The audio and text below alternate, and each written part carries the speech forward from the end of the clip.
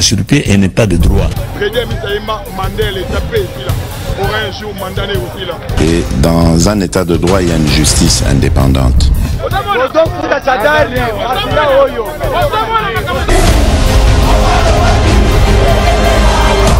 Pourquoi Mboké débat? Parce que ceux qui arrivent et qui sont censés prêcher par l'exemple, eux prêchent par le mauvais exemple. Mes chers compatriotes, le 30 juin de chaque année est un moment légitime pour nous tous de célébrer l'accession de notre pays à la souveraineté nationale et internationale. C'est aussi l'occasion de revisiter le chemin que nous avons parcouru ensemble, de prendre la mesure des défis au plan politique, économique et social, afin d'arrêter les voies et moyens d'offrir un meilleur avenir à notre progéniture. Il y a 60 ans, nos pères fondateurs, parmi lesquels Joseph Kasavubu et Patrice Lumumba, sont parvenus à concrétiser la profonde aspiration du peuple congolais à l'émancipation. Nous gardons tous en mémoire la belle histoire du 30 juin, celle de nos deux héros au tempérament différent, mais tout aussi déterminés pour la cause de l'indépendance. À cet égard, il me paraît juste, 60 ans plus tard, de réconcilier ces deux approches et d'élever Joseph Kasavubu, longtemps oublié, au rang largement mérité de héros national. Dans le même ordre d'idées, je viens de signer l'ordonnance portant nomination du maire et du maire adjoint de Lumumba-Ville dans la province du Sankourou, rendant celle-ci effective et opérationnelle. Le Congo, ce pays voulu et créé sans nous, 75 années plus tôt à Berlin, nous l'aimons et nous le chérissons, unis par le sort et ayant en partage une longue histoire commune, faite de joie, de larmes, de sueur et de sang. Sans équivoque, nos pères ont fait le choix de l'indépendance, de la dignité et de la solidarité nationale, tout en étant conscients du risque encouru par le pays, car à son devenir économique et social, faute d'une préparation adéquate de la jeune nation. L'effondrement du socle de confiance intervenu entre les acteurs politiques nationaux dès le lendemain de la proclamation de notre indépendance est le résultat combiné de l'inexpérience, de la jeunesse, de la classe politique et du jeu malsain des convoitises extérieures. Ce départ raté a conduit notre pays, un pays aux promesses pourtant exceptionnelles, dans une descente aux enfers qui a pu paraître interminable et qui n'a épargné aucun secteur de la vie nationale. Déjà avant l'indépendance, dans son discours visionnaire d'Accra en décembre 1958, Patrice Lumumba nous invitait à nous opposer de toutes nos forces à la balkanisation du territoire national sous quelque prétexte que ce soit. Effectivement, comme un serpent de mer, la menace de la balkanisation aura traversé l'histoire de ces 60 dernières années, la rendant tumultueuse et trouble sous l'instigation de puissances extérieures en complicité avec des enfants du pays et des pays voisins. Loin de briser notre volonté de vivre ensemble, je voudrais que les menaces contre notre pays raffermissent les liens historiques et le sentiment patriotique qui font de nous les fils et les filles de la grande nation congolaise au cœur de l'Afrique. Très chers compatriotes, au combat pour l'indépendance s'est substitué un combat pour la démocratie, les libertés fondamentales et le progrès social, comme si, après l'indépendance, le peuple du Congo avait troqué une soumission externe contre une soumission interne. 60 ans durant, malgré les vicissitudes et leur cortège de conséquences douloureuses, notre patrie est restée une et indivisible. Je sais gré à toutes les filles et à tous les fils de la République qui ont lutté jusqu'au sacrifice suprême dans leur détermination à préserver l'intégrité de notre territoire, l'unité nationale et les droits humains. Je n'oublie personne. Je pense à nos vaillants officiers et soldats qui travaillent nuit et jour dans des conditions extrêmement difficiles. Je pense à nos mamans et nos sœurs martyrisées dans leur chair. Je pense à nos enfants victimes des conflits à qui un triste destin a arraché le simple droit d'espérer. Je pense à nos classes laborieuses, à nos paysans, à tous ceux qui chaque matin affrontent des difficultés de tout genre pour subvenir aux besoins de leur famille. Je pense à l'ensemble de nos forces vives et en particulier tous les combattants et martyrs de la démocratie qui, dans la suite d'Étienne Tshisekedi d'heureuse mémoire, ont affronté les répressions les plus sanglantes, les plus barbares, depuis les temps forts de la guerre froide jusqu'à la veille des élections de décembre 2018. Je pense à nos filles et à nos fils, lâchement abattus dans les rues de nos villes et de nos villages, jusqu'à l'intérieur des églises ainsi profanées. Je n'oublie personne, je n'oublie rien, aucune douleur, aucun déchirement ne doit être oublié. Au nom de l'ensemble du peuple congolais, je m'incline une fois de plus devant leur bravoure.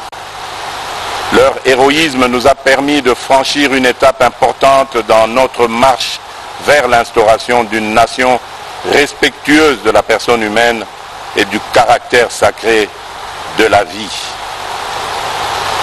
Mes très chers compatriotes, à vous tous, mes amis, qui avez lutté sans relâche à nos côtés, je vous demande de faire de ce 30 juin 1960 une date illustre que vous garderez ineffaçablement gravée dans vos cœurs. Une date dont vous enseignerez avec fierté la signification à vos enfants pour que ceux-ci, à leur tour, fassent connaître à leurs fils et à leurs petits-fils l'histoire glorieuse de notre lutte pour la liberté. Cet appel prophétique lancé par Patrice Emery Lumumba le 30 juin 1960, je vous demande de le graver indélébile dans votre conscience, car plus que jamais, il demeure d'actualité. Dans sa longue quête pour la démocratie et l'état de droit, notre peuple a enduré les pires atrocités, crimes contre l'humanité et pillage de ses ressources.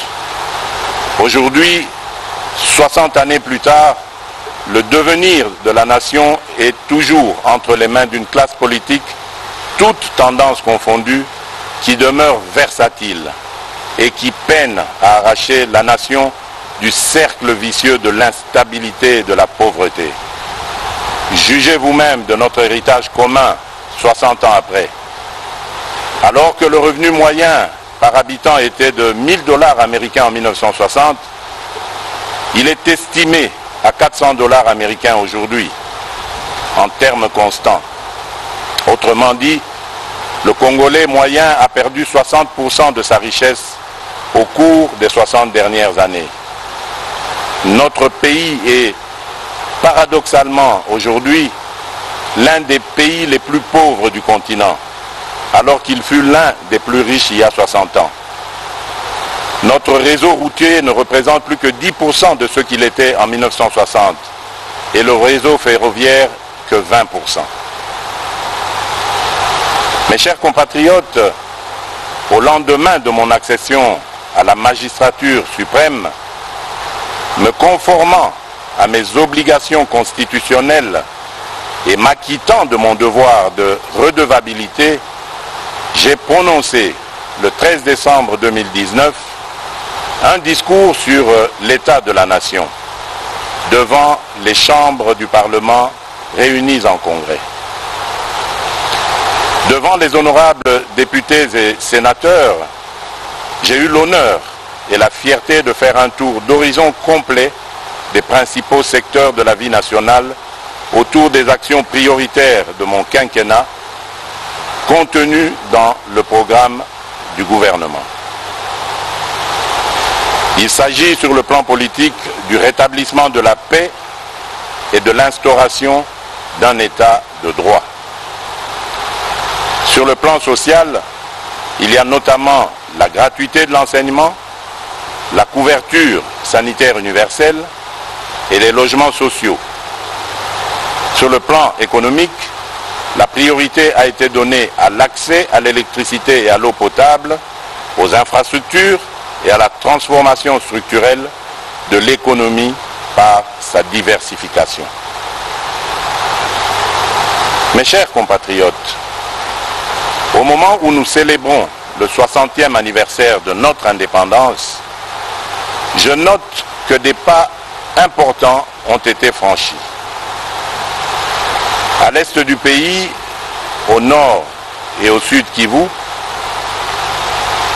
les groupes armés locaux et étrangers ont subi ces derniers mois une forte pression et enregistré de lourdes pertes.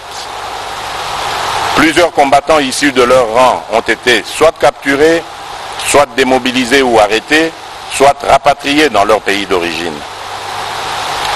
Les ADF sont à ce jour nettement affaiblis et délogés de tous leurs sanctuaires dans le territoire de Béni.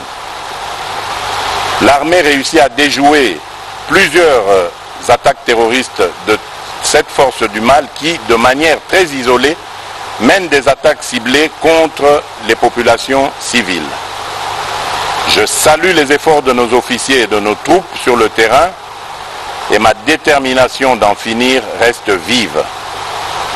En Ituri, le FRPI est engagé dans le processus de désarmement, de mobilisation et de réinsertion en cours de mise en œuvre.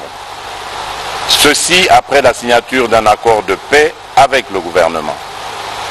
Dans l'ensemble, des mesures non militaires sont davantage requises pour une meilleure mobilisation des communautés locales dans la lutte contre les forces négatives. Je réitère mon appel à tous les autres groupes armés afin de déposer les armes et de choisir la voie de la paix, sous peine de s'exposer aux sanctions coercitives de l'armée et à des poursuites judiciaires. Je condamne fermement les massacres des populations par des miliciens en Ituri, au nord et au sud Kivu. Tout en exprimant ma compassion aux familles durement touchées par cette barbarie ignoble, je les assure que ceci ne restera pas impuni. Chers compatriotes, comme je m'y étais engagé, l'établissement d'un État de droit est en marche dans notre pays. Le citoyen congolais a retrouvé la pleine jouissance de ses libertés fondamentales, de manifester, de résider dans son pays, de ne pas être arrêté pour des raisons politiques. La justice recouvre peu à peu son indépendance. Les avancées enregistrées l'ont été au prix de sacrifices extrêmes. Elles ne peuvent être annihilées par des manœuvres d'arrière-garde qui s'observent chez certains de vouloir légiférer pour déposséder le Conseil supérieur de la magistrature du pouvoir judiciaire qu'il détient pourtant par la Constitution.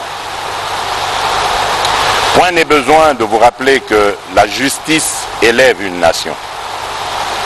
La justice est pour un État de droit ce que le sang est pour le corps humain. Voilà pourquoi j'estime que les réformes dans ce secteur doivent être dictées non pas par le souci de s'assurer une protection d'une personne ou d'un groupe de personnes, mais plutôt par le souci d'apporter plus d'efficacité et d'efficience au fonctionnement de la justice. En considération de ces éléments, je n'accepterai sous aucun prétexte des réformes dans ce secteur qui, par leur nature et contenu, viendraient porter atteinte à des principes fondamentaux régissant la justice tels que prévus dans notre Constitution, notamment l'indépendance du pouvoir judiciaire, du pouvoir législatif et du pouvoir exécutif, le pouvoir régalien de nomination des magistrats, la gestion du pouvoir judiciaire confiée au Conseil supérieur de la magistrature et bien d'autres.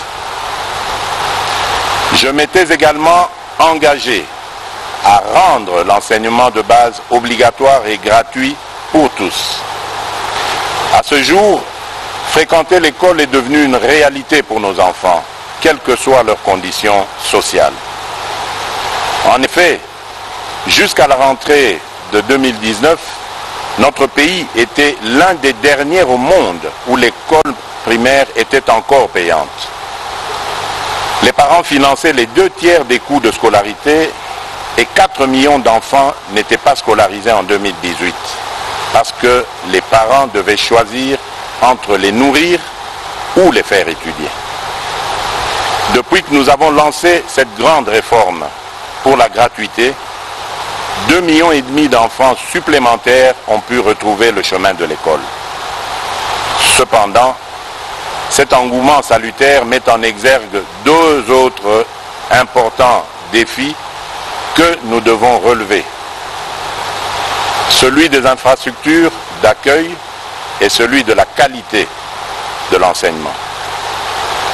Quelles qu'en soient les difficultés, nous sommes sur la bonne voie et nous restons déterminés. Nous pouvons nous réjouir de bénéficier du concours sans précédent de la solidarité internationale pour la prise en charge de cette réforme dont le coût est supérieur à $1 milliard par an. Mais il nous faudra davantage mobiliser nos ressources internes à travers l'impôt pour soutenir à long terme l'éducation de nos enfants. Il s'agit d'une responsabilité collective et prioritaire qui doit interpeller chaque citoyen. J'ai également pris l'engagement de mettre un terme à l'impunité pour donner un sens à la lutte contre la corruption et les antivaleurs, car celles-ci sont à la base de presque tous les maux dans les différents secteurs de la vie nationale. Quelques mois après mon avènement, des ministres du gouvernement central et des ministres provinciaux ont été suspendus de leurs fonctions, déférés devant la justice et condamnés pour des faits de corruption et d'abus d'autorité. Aussi, ai-je à cet égard créé par ordonnance datée du 28 mars dernier une agence de prévention et de lutte contre la corruption, en abrégé APLC, qui a pour mission de prévenir et de lutter contre la corruption qui gangrène le pays en amont de l'action des institutions judiciaires. Sur le plan économique, j'ai fait de l'accès à l'électricité une priorité. Plusieurs projets publics et privés sont en cours de démarrage, notamment une centrale solaire de 1000 MW à Kinshasa et d'autres à l'intérieur du pays. En outre, au-delà des conférences et débats publics sur la question, le méga projet du Grand Tinga est au cœur des transactions susceptibles de lui donner un coup d'accélérateur inespéré. Mes chers compatriotes, le courage, disait Jaurès, c'est d'aller à l'idéal et de comprendre le réel. Notre pays a failli à son devoir de donner à la jeunesse une perspective crédible, autre que de vouloir s'agglutiner au sein des institutions politiques et publiques, comme si leur avenir n'existait qu'en faisant de la politique. En 60 années, nous avons progressivement laissé notre classe politique se transformer en une sorte de mafia. Et nous en avons fait le principal modèle de réussite pour cette jeunesse. Il est temps de changer de paradigme et de créer les conditions qui permettront à nos jeunes de devenir les principaux créateurs de richesses dans notre pays. Cette jeunesse talentueuse, pleine d'énergie et avide de savoir, pour laquelle nous avons engagé le pays dans la transformation digitale à travers l'ambitieux plan national du numérique Horizon 2025. Depuis l'indépendance jusqu'à ce jour, notre pratique de la politique a eu pour principal effet de diluer l'efficacité, de diluer les responsabilités et au final de desservir au lieu de servir. La lutte contre l'impunité, contre la corruption et les antivaleurs constituent les éléments centraux de ma stratégie, sans lesquels tout réel espoir de changement est impossible. Mais dès lors que nous avons en toute conscience choisi de privilégier la réconciliation nationale pour mieux construire l'avenir et préserver la paix, la lutte contre l'impunité ne doit en aucun cas se transformer en vengeance ni en chasse aux sorcières. De même, aucune réconciliation crédible ne peut être envisagée si nous continuons avec les pratiques anciennes de la corruption, de la ruse et du crime. L'engagement que j'ai pris devant vous, devant ma conscience et devant Dieu, c'est de donner la chance à tous les Congolais, sans l'avenir, en toute liberté et en toute quiétude, mais sur de nouvelles bases morales. En aucun cas, cet engagement ne peut signifier la poursuite de l'impunité. M'inspirant des Saintes Écritures, mon objectif n'est pas de voir les méchants périr, mais plutôt qu'ils changent, qu'ils soient sauvés et que le pays tout entier s'en réjouisse. À défaut, ils s'exposeront à la rigueur de la loi. Celle-ci étant faite pour révéler la faute, j'accorde à la restauration de l'état de droit la première des priorités dans mon combat pour l'édification d'un nouveau Congo. J'ai entendu certains parler avec ironie ou crainte de la République des juges. La réalité est plutôt que le pouvoir judiciaire demeure confronté à de nombreux défis en termes de ressources, de capacités et d'indépendance. La République démocratique du Congo ne compte actuellement qu'un magistrat pour 28 000 habitants, alors qu'un ratio minimum de 1 magistrat pour 5 000 habitants est considéré comme étant la limite de la couverture requise par les standards définis par l'Association internationale des magistrats. La dernière grande vague de recrutement des magistrats en République démocratique du Congo date de 2011. Nous avons donc un grand retard à rattraper. Mes chers compatriotes, j'ai à cœur l'ensemble de vos aspirations pour un Congo meilleur, un Congo paisible, plus juste et plus équitable. Qu'il s'agisse de la réforme en cours de la justice, que je compte poursuivre et approfondir, de l'indispensable rattrapage en matière d'infrastructures de base, de l'accès à la santé, de la pacification intégrale du pays ou de la préservation de l'environnement, le Congo a grandement besoin de ressources et de méthodes pour poursuivre avec succès la mise en œuvre du programme pour lequel vous m'avez élu. Je souhaite que l'expérience douloureuse révélée au cours du procès en rapport avec le programme des 100 jours tourne définitivement la page de la longue série de projets et programmes qui, à travers l'histoire de notre pays, ont donné lieu à d'importants coulages des ressources publiques en toute impunité. Je pense notamment au projet de Bukangalonzo, aux multiples cessions d'actifs miniers, aux projets de construction d'infrastructures routières, aéroportuaires et j'en passe. Le défi du Congo, le défi du peuple congolais, c'est de sortir de la répétition pour s'inventer un destin. À tout prix, nous devons y parvenir et nous allons y arriver. J'appelle le gouvernement de la République à engager des réformes sur l'ensemble de la chaîne de la dépense, afin que nos ressources publiques soient désormais mieux préservées et mieux utilisées. Mes chers compatriotes, alors que nous nous étions engagés à faire de 2020 une année de l'action décisive, la force du destin a fait coïncider cette année du 60e anniversaire avec l'une des crises sanitaires et économiques les plus intenses que notre civilisation ait connues, l'apparition de la Covid-19. Cette crise est également un rappel à l'humilité que nous devons adopter face à l'accélération imprévue du mouvement de l'histoire. La Covid-19 qui affecte aujourd'hui tous les continents et qui frappe indistinctement tous les habitants de la planète représente la plus grave crise sanitaire qu'ait connue le monde depuis la grippe espagnole. Toutes les certitudes idéologiques sur lesquelles est fondé l'ordre économique mondial sont aujourd'hui remises en question.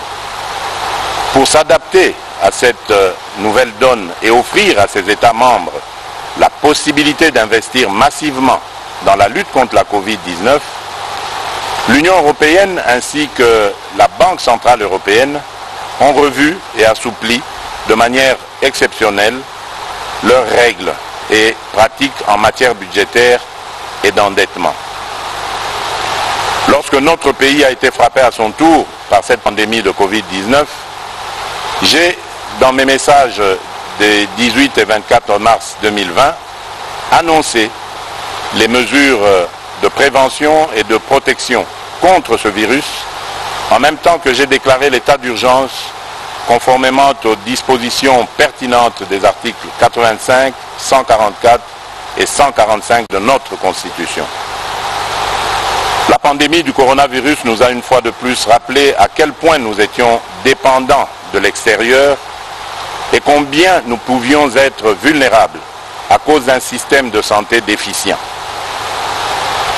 Et pour atténuer les impacts immédiats de la Covid-19 dans notre pays, j'ai immédiatement engagé le gouvernement à prendre des mesures pour assurer la prise en charge sanitaire des personnes affectées par la pandémie ainsi que pour garantir la continuité de l'approvisionnement du pays en denrées de première nécessité.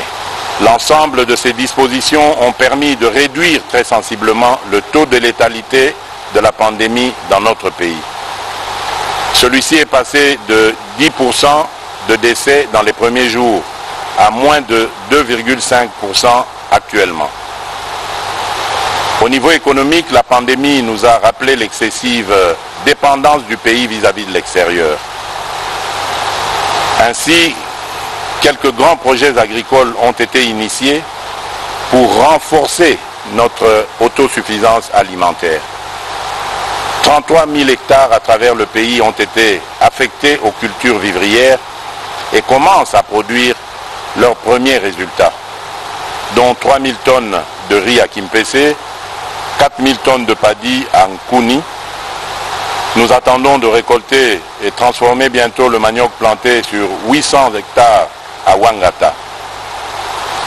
Afin de consolider cet élan sur les plans sanitaires et économiques, j'ai lancé le 18 juin 2020 un programme multisectoriel d'urgence dont le coût est estimé à 2,6 milliards de dollars américains.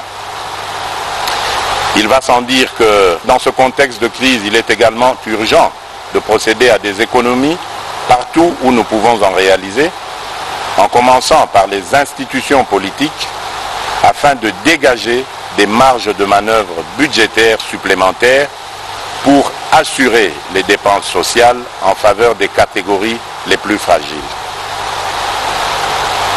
Mes chers compatriotes,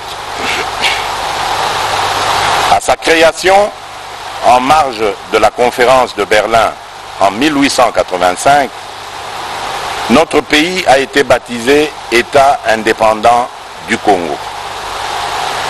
Loin de pouvoir caractériser la souveraineté des peuples qui y habitaient et qui venaient d'être soumis à un régime de colonisation, cette dénomination a symbolisé la volonté de son propriétaire d'alors, le monarque belge Léopold II, de transformer notre pays naissant en zone de libre-échange économique au profit des puissances occidentales de l'époque. C'est ainsi que notre pays a toujours été un centre d'enjeux planétaires qui le dépasse, au point que c'en est devenu son ADN, la source de ses joies et de ses peines.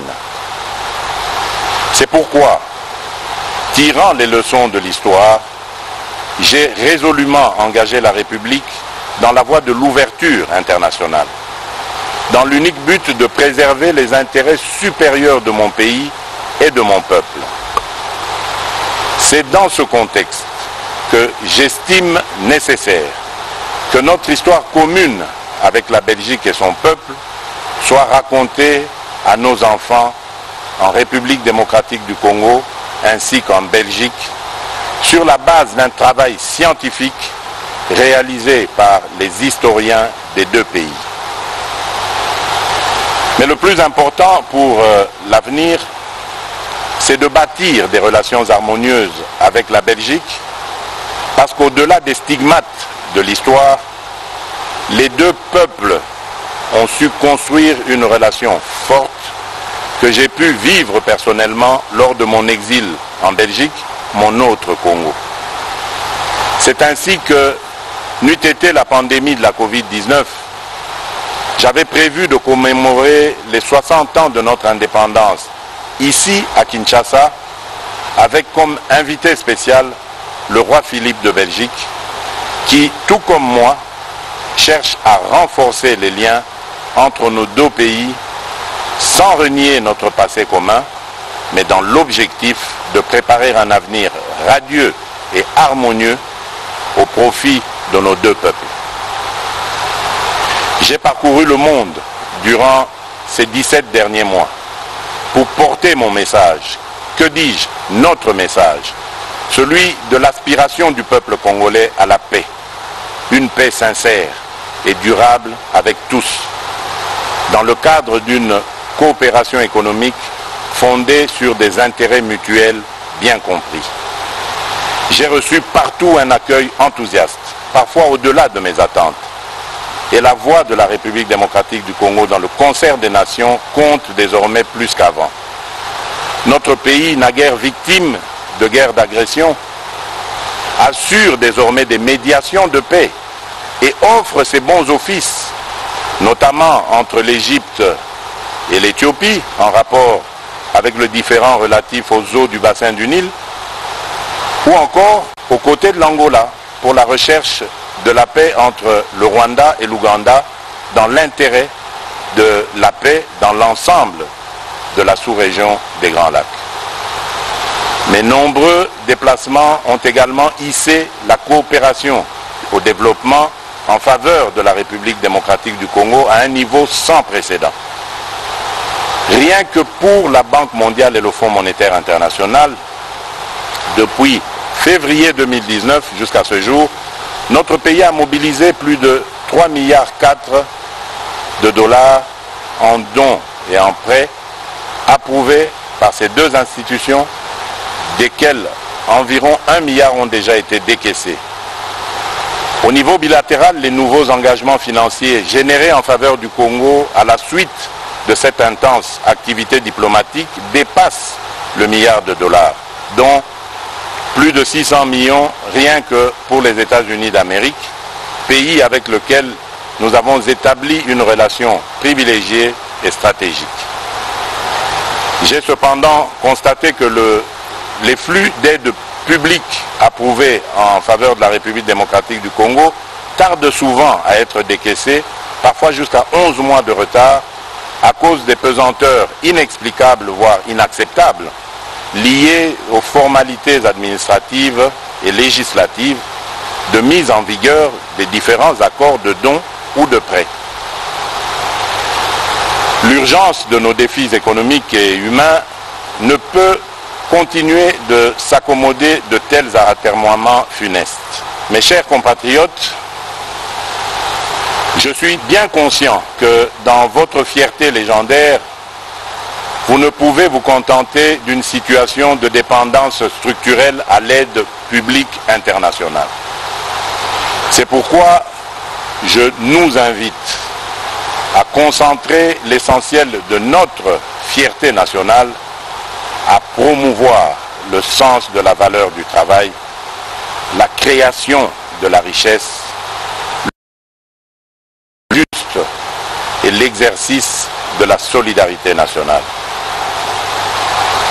Mes très chers compatriotes, alors que l'œuvre du redressement de notre pays postule le rassemblement de toute la nation autour de l'essentiel, nous devons affronter en même temps les contingences imposées par cette expérience inédite de coalition politique formant la majorité.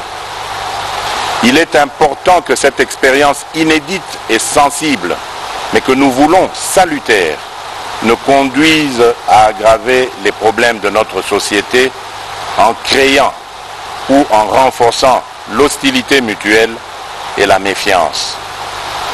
Comme il y a 60 ans, étrange répétition de l'histoire, et un président de la République qui viennent de composantes politiques différentes, jadis en opposition frontale. N'est-ce pas un sort de l'histoire afin que nous réparions le péché originel qui a entraîné notre pays dans une succession de crises? C'est pourquoi, en tant que garant constitutionnel du bon fonctionnement des institutions, je ne ménagerai aucun effort pour m'assurer, via un dialogue interinstitutionnel régulier, qu'aucune crise inutile ne puisse perturber la stabilité du pays, si importante pour son essor.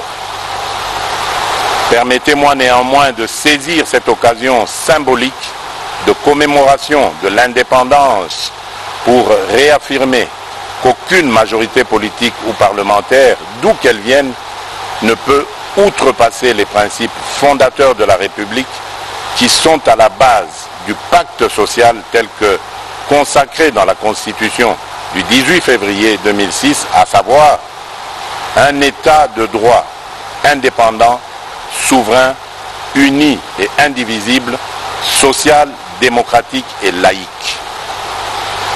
Mes chers compatriotes, j'observe souvent la ferveur avec laquelle nombre de mes concitoyens s'indignent lorsqu'il est porté atteinte aux droits et libertés des personnes de couleur sous d'autres cieux, notamment dans les vieilles démocraties. Mais comment comprendre que ces mêmes concitoyens se retrouvent parfois parmi ceux qui attisent le plus le tribalisme et la haine lorsqu'il s'agit de la vie de nos compatriotes? Je combattrai avec la dernière énergie la résurgence de ces fléaux qui pourraient menacer le vouloir vivre collectif si chèrement acquis. Mes très chers compatriotes, qu'est-ce que 60 ans dans la vie de notre nation?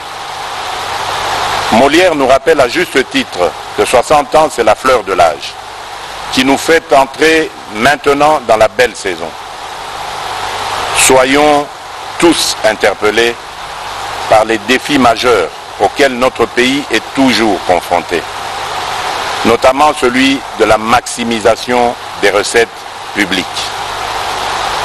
Pour assurer la réussite du programme du gouvernement, je n'ai cessé d'exhorter ses membres et mes concitoyens à œuvrer à la restauration de l'état de droit, afin d'accélérer les flux d'investissement privés, qu'ils soient internes ou externes, ainsi que pour maximiser la mobilisation des recettes fiscales, pierre angulaire des ressources publiques. Très chers compatriotes, fonder un État moderne, un État normal et vaincre la pauvreté, décréter cause nationale, constitue toujours la pierre angulaire de ma vision pour notre pays. Sur ce chemin encore parsemé d'embûches et d'obstacles, je ressens toujours au plus profond de moi la force et la détermination de mes compatriotes quand dans un écho grandissant et permanent, ils ne cessent de me rappeler leur leitmotiv, à savoir le peuple d'abord. Oui, le peuple d'abord est la boussole de notre action et la mesure de notre détermination. C'est vous dire que l'intérêt du peuple congolais constitue et constituera toujours le fil conducteur de toutes les réformes que j'entends voir le gouvernement de la République accomplir tout au long de mon mandat. À 60 ans, on n'a plus d'excuses. À 60 ans, on ne commet plus les mêmes erreurs. À 60 ans, on sort des discours creux et répétitifs et on prêche la sagesse et la droiture par l'exemple. À 60 ans, on pense à l'héritage et aux valeurs à léguer aux générations futures. Il est temps que nos ambitions personnelles viennent en dernier lieu et que les ambitions de notre pays soient notre priorité. Très chers compatriotes, c'est pour vous, avec vous et dans votre intérêt que nous allons réussir le mandat que vous m'avez confié. Bonne fête de l'indépendance à toutes et à tous. Vive la nation congolaise unie et forte. Que Dieu bénisse la République démocratique du Congo. Je vous remercie. La sûreté n'est pas de droit. Et dans un État de droit, il y a une justice indépendante.